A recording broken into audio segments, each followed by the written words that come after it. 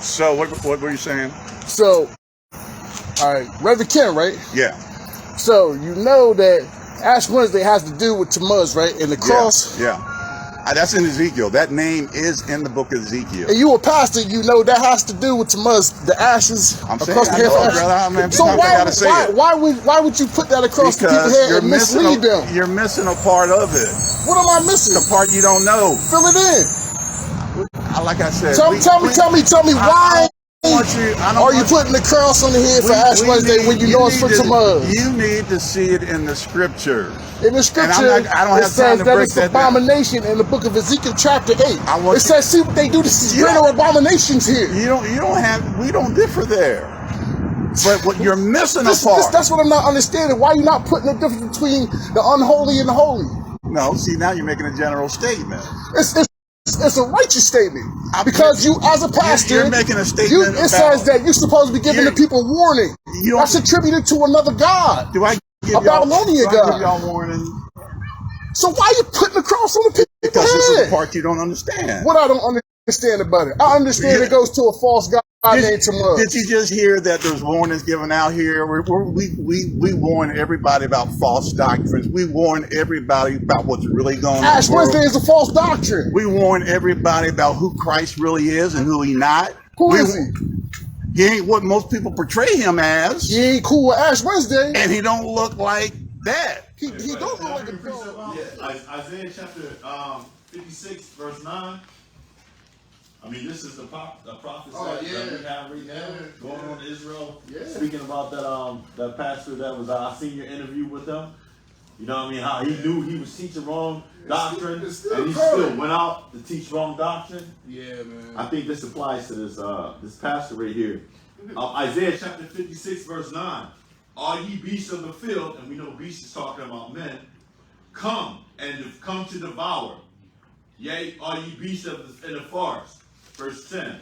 His watchmen are blind. They're all ignorant. Mm-hmm. They're all dumb dogs. Mm-hmm. They cannot bark, and they don't bark. They're not warning the people. No. But a bark is to warn you from potential danger. Right. They sleeping. They dumb dogs. They looking, waiting to get fed from the robber man. You know what I mean? That's coming to slave. Come. See?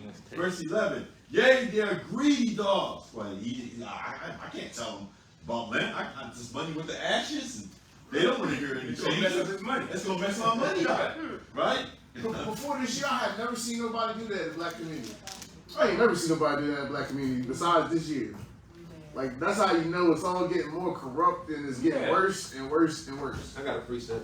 Let me finish up now, yo. Okay. Verse 11, let me finish up. And they are shepherds that cannot understand. They all look to their own way. Everyone for his gain from his quarter. Right. Now, I'm going to stop right there because that's what we got going on with these pastors. Right. You know, that's not looking out for the flock. Not looking out for the flock. You know? Right.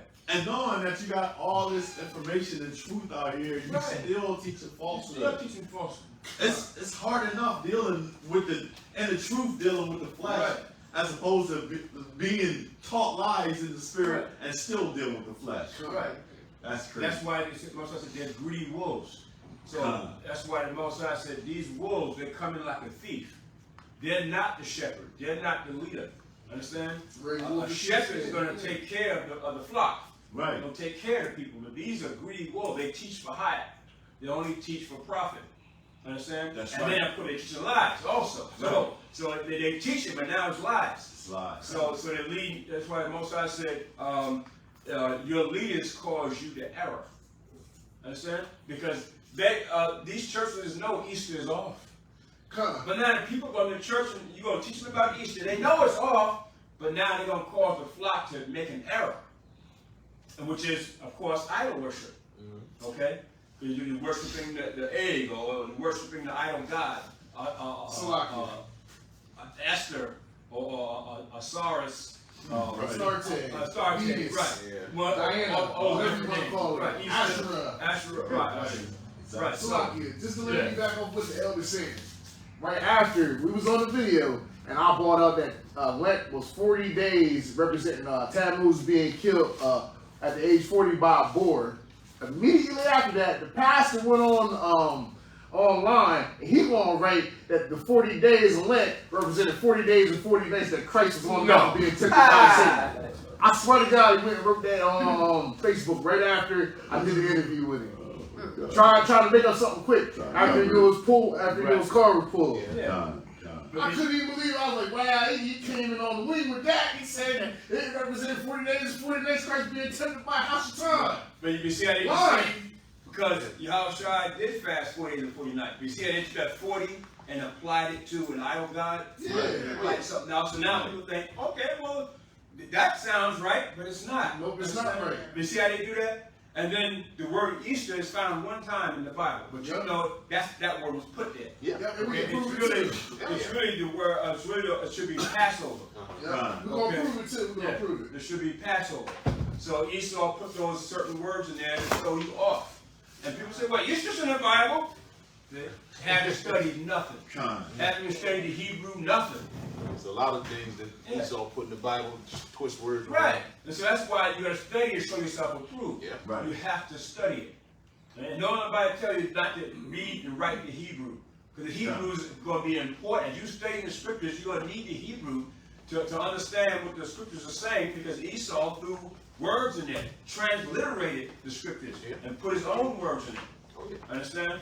We'll throw things off. Yeah, go ahead. I got that definition. This is Easter. Easter. Passover. Say it again. Passover rendered Easter one time in the book of Acts chapter 12 verse 4, but correctly translated Passover in the ASV. The day on which the church celebrates the resurrection of Yahushua HaMashiach. Easter is celebrated on the first Sunday after the full moon following the vernal equinox. The day of Easter varying between March 22nd and April 25th. So it can vary in months too, depending on when the equinox is. So that tell you they lying about the dates right there. Yeah, but to keep us in sin. Yeah, but again, absolutely. idol gods, idol worship, and then of course the Good Friday thing. Yeah, that's to do with Dag. Knowing Yahushua was risen 3 days and 3 nights after he was crucified. You can't get 3 to 3 nights from Friday to Sunday. No. It's impossible. All these churches had signs up, come and worship